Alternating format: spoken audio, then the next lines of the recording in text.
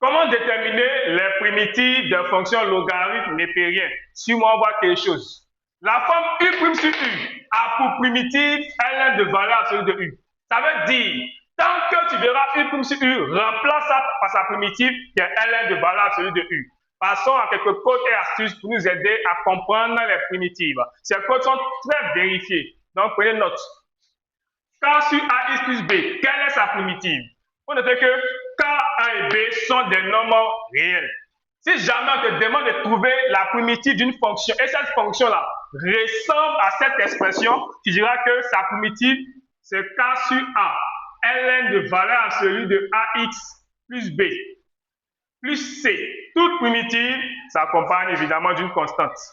Ok, deuxième forme. Si jamais la fonction que tu dois trouver sa primitive ressemble à ça typiquement, ln de AX plus B sur AX plus B, ce qui est dans la parenthèse est identique au dénominateur. Tu diras que cette fonction a pour primitive ici 1 demi de K sur A, ln de AX plus B, plus C au carré. Voilà, 1 demi de K sur A, ln carré de AX plus B en valeur absolue plus C. Cette fonction-là, voici sa primitive. Ok, la dernière expression, ln de AX plus B a pour primitive 1 sur A, AX plus B, ln de AX plus B, moins AX moins B, plus C. Toute primitive s'accompagne d'une constante. Donc, voici des formules qui vont vous aider à aller plus rapidement dans vos différentes interrogations et devoirs. Donc, prenez ça et bossez par cœur.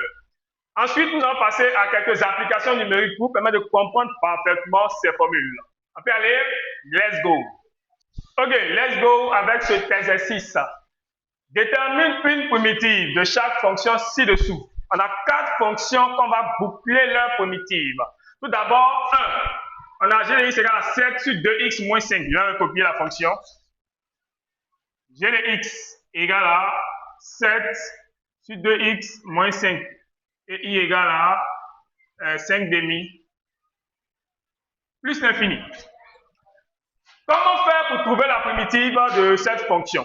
D'abord, il faut noter que quand on observe ça là, on voit directement que sa primitive va contenir ln.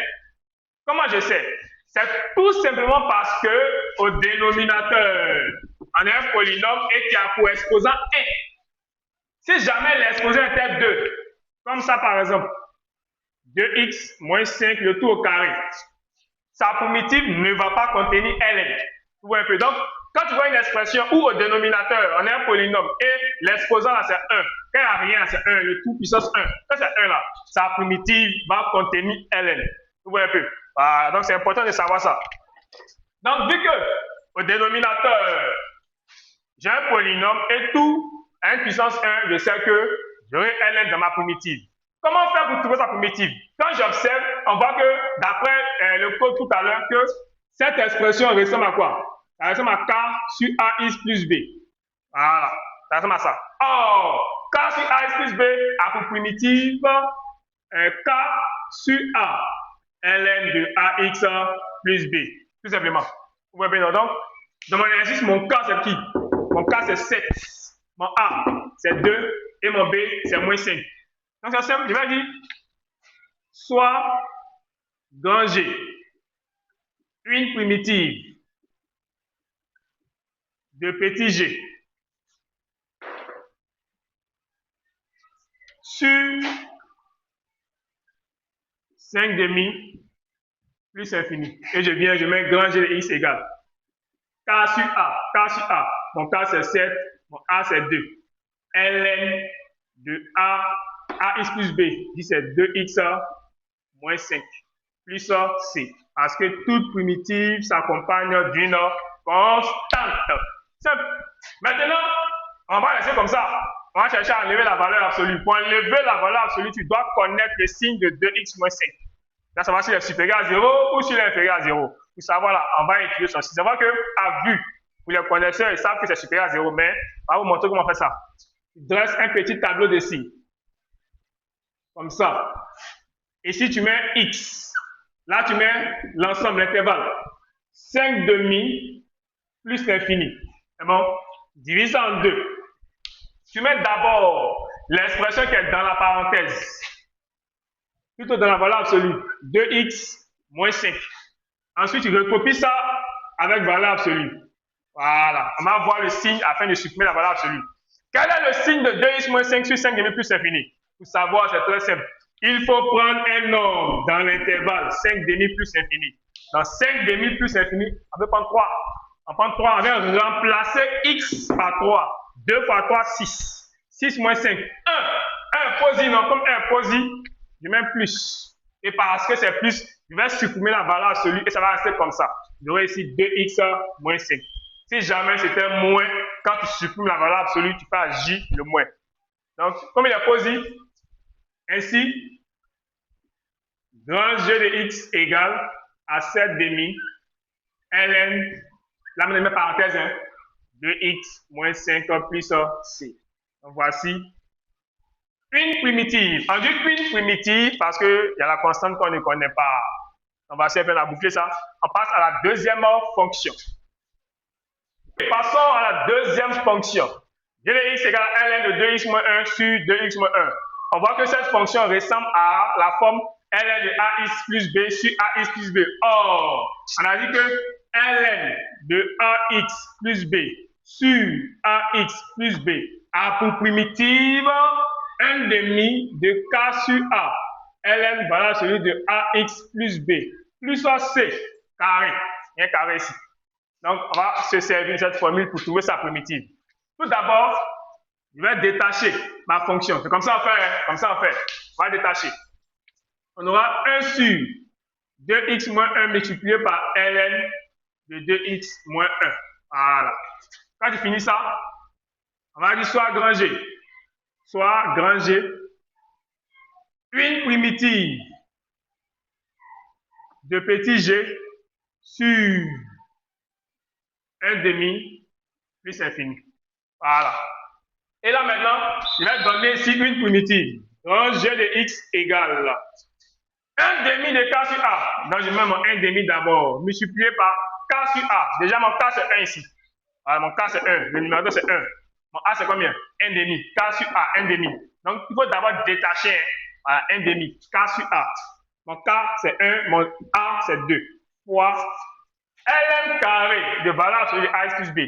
Donc, ln carré valeur absolue de 2x moins 1 plus c, tout simplement. Et là, on va arranger.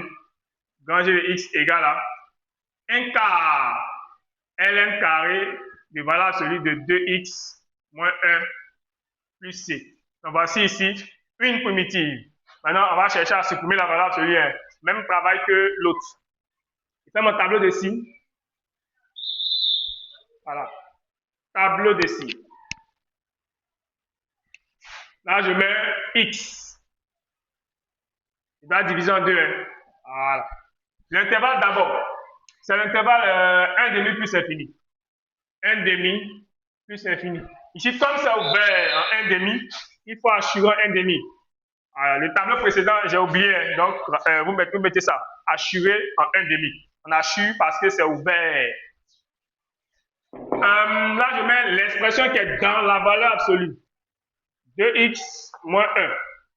Et en bas, je mets 2x moins 1 en valeur absolue.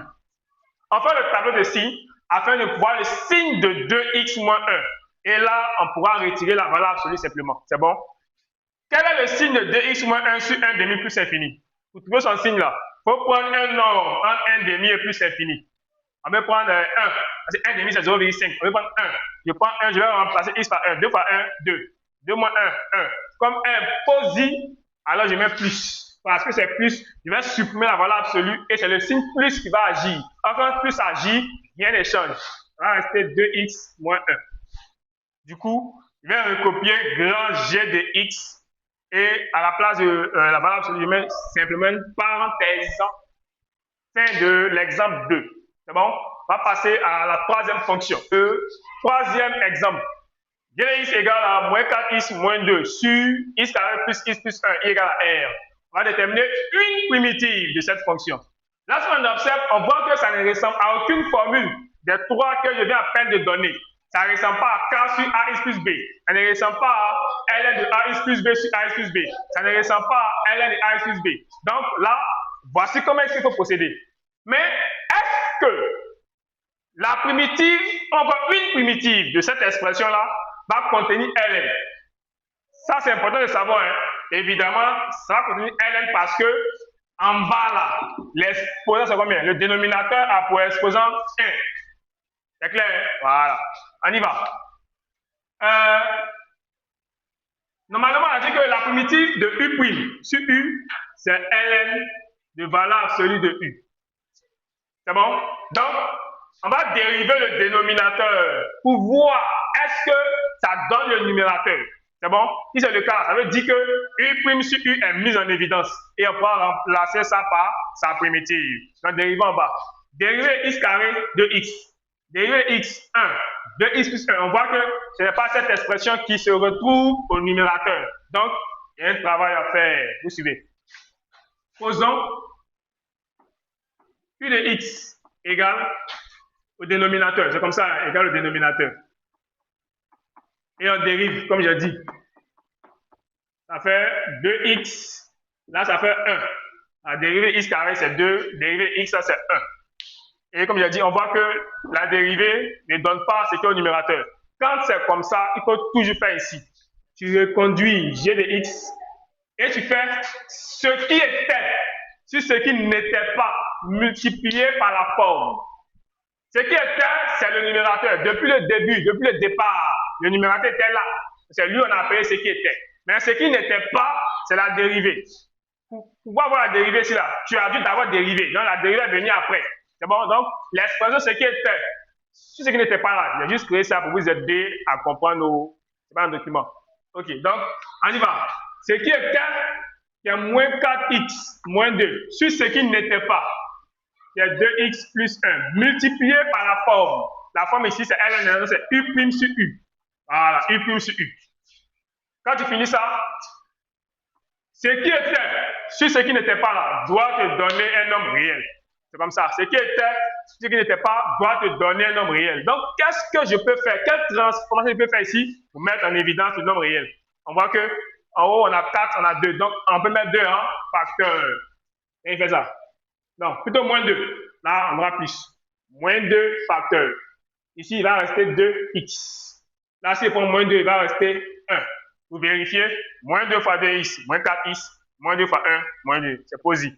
Et là, je recopie le dénominateur multiplié par la forme. C'est bon? Et là, je simplifie. G de x égale à moins 2 multiplié par u' sur u. Là, maintenant, je peux trouver une primitive de cette expression. On m'a dit soit grand G une primitive de petit g sur R. Comme il n'y a pas assez de place, on va directement. Grand G de x égale. Le moins de la constante là, tu conserves. Et tu remplaces u' sur u par sa primitive. On a dit que u' sur u a pour primitive ln de u. ln de u. Ah, ici mon u, c'est qui mon u? C'est ce qu'elle a. Posons. U de x égale à ça. X carré plus x plus 1. X carré plus x plus 1. Plus ça, c. Toute primitive s'accompagne d'une constante. Et là encore, pour pouvoir supprimer la valeur absolue, tu as fait le signe de ce qui est dedans. Mais à vue, c'est positif. Voilà, grand G de x égale à moins 2 ln de x carré plus x plus 1 pour tout x appartenant à R. Voilà. Donc voici, on a bouclé une primitive de cette fonction. Révisionnez la vidéo plusieurs fois et ça passe. Voilà. Remarquez les expressions. En fonction des expressions, vous saurez quoi faire. Passons au quatrième exemple. Non, le quatrième, je vous laisse appliquer ça. ln de ax plus b. ln de ax plus b a pour primitive, on a vu ça ici. Sa primitive, c'est 1 sur a. Ax plus b. ln de ax plus b moins ax moins b plus c. Ah, c'est purement formule. Donc, appliquez la formule et ça va sortir. Et même pour vérifier les différentes formules, dériver l'expression obtenue. Quand tu dérives ça, tu verras que tu vas obtenir ce qu'elle a. C'est clair, mathématiques, ça ne ment pas. Donc, merci. Abonnez-vous massivement et à la vidéo.